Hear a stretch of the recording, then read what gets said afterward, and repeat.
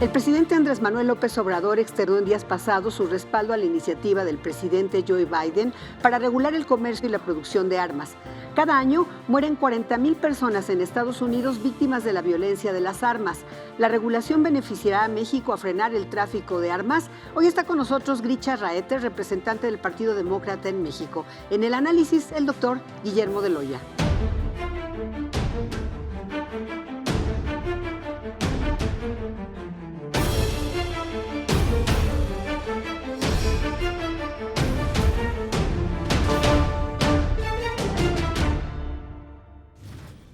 Grisha Raeter, bienvenido. El presidente Joe Biden prometió durante su campaña que pues, se endurecería todo el tema de las armas y en el día 78 de su ejercicio de gobierno lanza esta iniciativa. ¿En qué consiste? ¿Cuál es lo más relevante?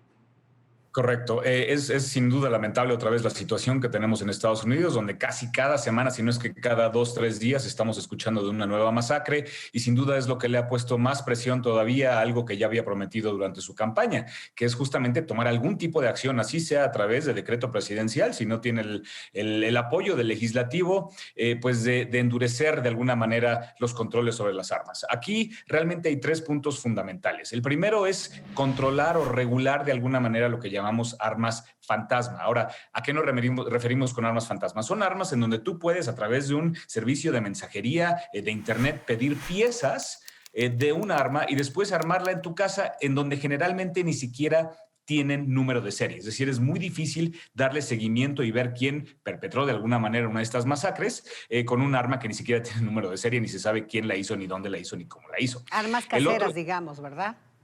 Si lo quieres llamar casera, no tanto, porque eso implicaría tener maquinaria. Realmente hay fabricantes que venden a destajo piezas que se pueden pedir aparte, todas separadas, y después llegan a tu casa y tú armas tu propia arma.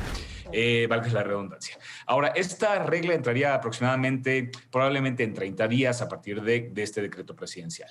La segunda es la limitación o la prohibición de vender un adaptador que permite hacer de un arma, de una escuadra normal, algo como un rifle, que obviamente da mayor control a la hora de utilizarlo y es una que se utilizó en unas de las masacres más recientes. Y la tercera, y que es muy importante, es lo que llamamos una ley de bandera roja. Esta ley es donde si tú sabes que algún familiar, un amigo o la policía detecta a alguien que a lo mejor no está en un estado mental pues muy balanceado, tiene algún tema psiquiátrico, un tema emocional, pues que se pueda dar de alta en este registro de bandera roja o se pueda reportar y esto le daría autorización a la policía de retirar todas las armas a las que tuviera acceso y prohibirle que adquiera nuevas por un periodo de tiempo. Esto es lo que llamamos la ley de bandera roja. Ahora, lo más difícil entonces, sí, porque son medidas muy concretas estas 3, lo más difícil sin duda está en el Congreso, donde hoy hay una ley que está estancada, esta que justamente levantó la prohibición para las armas de asalto. Entonces, el Congreso es todo un tema para que realmente se pueda avanzar en otra dirección en el tema de la regulación y producción de armas. Es correcto. Y recordemos que Estados Unidos en general, por la segunda enmienda, tiene una relación muy cercana con el amor hacia las armas, y esto es de los dos lados de los dos partidos, republicanos y demócratas igual.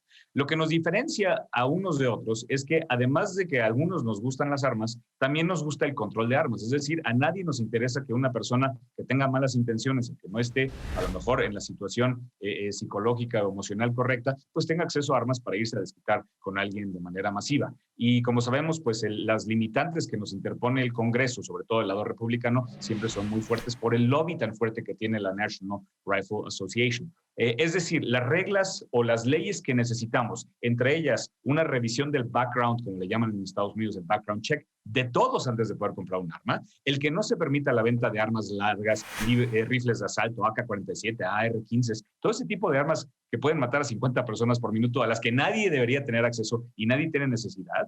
El tema de la evaluación psicológica antes de que alguien pueda comprar un arma, no ventas el mismo día y sobre todo el tener un registro a nivel nacional de armas de fuego parecido como lo tenemos en México. El que la segunda enmienda permita tener armas no implica que no se puedan regular y ahí es en donde tenemos una gran discrepancia con los amigos del Partido Republicano. No, bueno, y el lobby, como bien decías, de la Asociación Nacional del Rifle, incluso donó dinero a la campaña de Trump, pero ¿realmente tiene el presidente Biden posibilidad de dar una vuelta de tuerca en este sentido en el Congreso? ¿Se avanzará?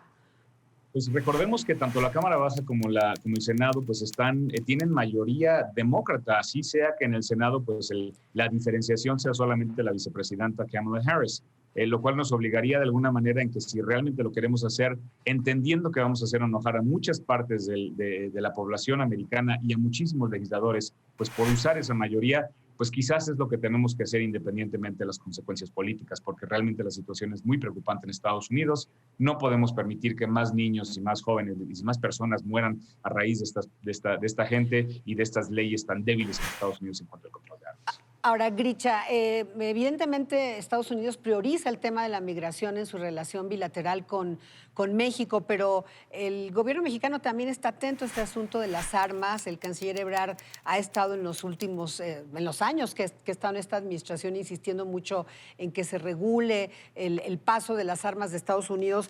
México entran 24 cada hora y aumenta la violencia. Por supuesto, está demostradísimo que esto tiene una incidencia en el aumento de violencia en nuestro país. ¿El gobierno demócrata pondrá atención en este tema tan importante? Claro, definitivamente. En ese sentido, de hecho, el gobierno de México es un aliado nuestro porque justamente mueren tantas personas en México. Más del 90% de los crímenes violentos en México son perpetuados o tienen de alguna manera participación de un arma que llegó pues, de este canal, de este flujo ilegal de armas de Estados Unidos. Ellos son nuestro proveedor número uno de armas. Entonces, realmente somos aliados en ese sentido. Creemos que no solamente importan el número de muertos que hay en Estados Unidos a raíz de esto, sino también el número de muertos que hay en México, que es altísimo. Estamos hablando de que 53,000 personas muertas en lo que va en el último año. Entonces, somos socios en ese sentido. Vamos a utilizar estos números, estas cifras tan lamentables, pues para hacer más presión sobre el legislativo republicano y esperamos que nos lleve de una manera u otra a que en esta administración de Biden finalmente logremos poner un poco de control en esta situación. Pues sí, son 2 décadas por lo menos, varios gobiernos que han insistido por parte de México, desde luego, en este tema. Hay grupos de trabajo que ya se han instrumentado, probablemente por el interés del presidente Biden, ahora sí muy enfocado este tema, sí podamos llegar a algo que no solo beneficia, como bien dices, Gricha, a la población de Estados Unidos, sino, pues, desde luego a nuestro país. Así es correcto. Y tenemos la esperanza de que lleguemos a algo, porque de verdad que la violencia que vivimos aquí y la violencia que se vive en Estados Unidos es algo que no puede continuar. Es un tema claramente legislativo, porque a veces le tratan de echar la culpa a los videojuegos, y sin embargo en Canadá, en Australia, en Inglaterra, en Nueva Zelanda, también los niños juegan videojuegos y sin embargo no tienen estos números. ¿Por qué? Porque tienen leyes fuertes, leyes concisas en cuanto al control de armas, y esperemos que pronto las tengamos en Estados Unidos también. Totalmente de acuerdo, y es una fortuna que seas vocero del Partido Demócrata acá en México, porque vives en México y bueno, sin duda hay un intercambio de información importante hacia el gobierno de los Estados Unidos en temas tan importantes, no solo de la migración y muchos otros. Muchas gracias, Gricha Raeter, por tu participación en Ruta ADN 40. Encantado de estar con ustedes. Que tengas buen día. Gracias. Vamos a un primer análisis con el doctor Guillermo Beloya. Estamos ante un problema de mayúsculas dimensiones que no solo atañe al vecino país del norte, sino que tiene puntos de enlace comunes con nuestra nación. Tan solo en Estados Unidos han transcurrido tras el mandato del presidente Joe Biden más de 800 incidentes con armas de fuego, incluyendo los sonados casos de la matanza de Georgia y la de Boulder, Colorado, en el pasado mes de marzo.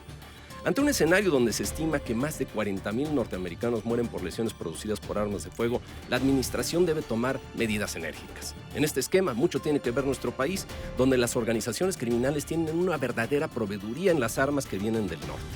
Es así que la división de fuerza política en la Cámara de Representantes no ha permitido una acción legal concreta para limitar esta proveeduría de armas que cada vez es más preocupante. Apoyados en la segunda enmienda de la Constitución de 1791, es donde supuestamente se protege la legalidad de la posesión de armas. Doctor Guillermo Beloya, bienvenido. Estela, siempre un gusto. Fíjate, ahorita estabas aquí justamente con Gricha Raeter sobre las armas que se utilizan. Recordemos el atentado contra el jefe de la policía, contra Omar García Harfuch. Barrett, lanzagranadas. La detención de Ovidio también, que vimos un despliegue de armamento que solamente se da en la ciencia ficción. En la ciencia ficción que está en México y que viene de Estados Unidos, sin duda alguna. Sin duda. Y bueno, la proveeduría que se tiene de este tipo de armamento es una cuestión que tiene que ver, pues por supuesto, con toda esta indiscriminada libertad para la posesión y el tráfico de armas. Estamos hablando que hay en Arizona, tan solo en Arizona y Texas, una proveeduría de 22,000 armerías. De esas armerías que a su vez son como puntos de enlace para otro tipo de armas mucho más pesadas. Recuerda en 2015 también el derribo del helicóptero de la Sedena por parte del Cártel Jalisco Nueva Generación. Claro. Una bazuca de fabricación rusa que se introdujo precisamente puenteándose a través de Arizona. Y la propia Secretaría de la Defensa ha estimado que se introducen alrededor de 200,000 armas al año, o sea, estamos hablando cerca de 60 diarias, ya sea por las vías del tráfico hormiga, donde varias personas compran armas, cruzan los puntos fronterizos de manera muy sencilla y se las dan a quienes son los enlaces en el territorio nacional.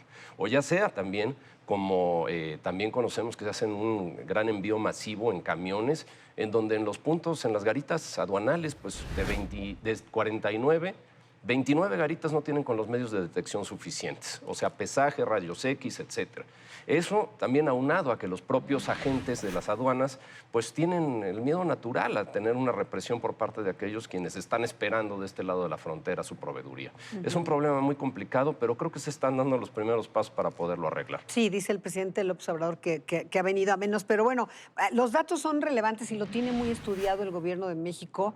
Por ejemplo, lo decía Gricha, 90% de los homicidios, en el caso de Ciudad Juárez, 90% se cometieron con armas que venían de Estados Unidos, ilegales, desde luego. Y se está comprobado que apenas pasan 90 días de que compran el arma, bien dices tú, en Texas o en Nuevo México. Sí, y Arizona, en 90 claro. días ya está el crimen y demostrado está en los peritajes que son armas que se compraron hace 3 meses en Estados Unidos. Y que son proveeduría casi en el 100% para las organizaciones del crimen organizado, de ese alto calibre, rifles de asalto. Incluso vimos en este caso de Culiacán, Brownings M2, calibre 50, que son de uso exclusivo del ejército de Estados Unidos. Vimos también armamento pesado en la Ciudad de México. Vemos también armamento R-15 y AK-47 con cártel de Tepito, por ejemplo. Y todo esto deviene, por supuesto, de esa gran presión que se tiene sobre todo con los congresistas republicanos por no regular de fondo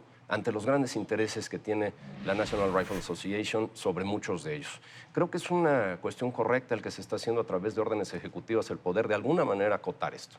Sí. Y bueno, Biden ha sido un gran abocado de esto, desde la gran tragedia del colegio de Sandy Hook en Connecticut.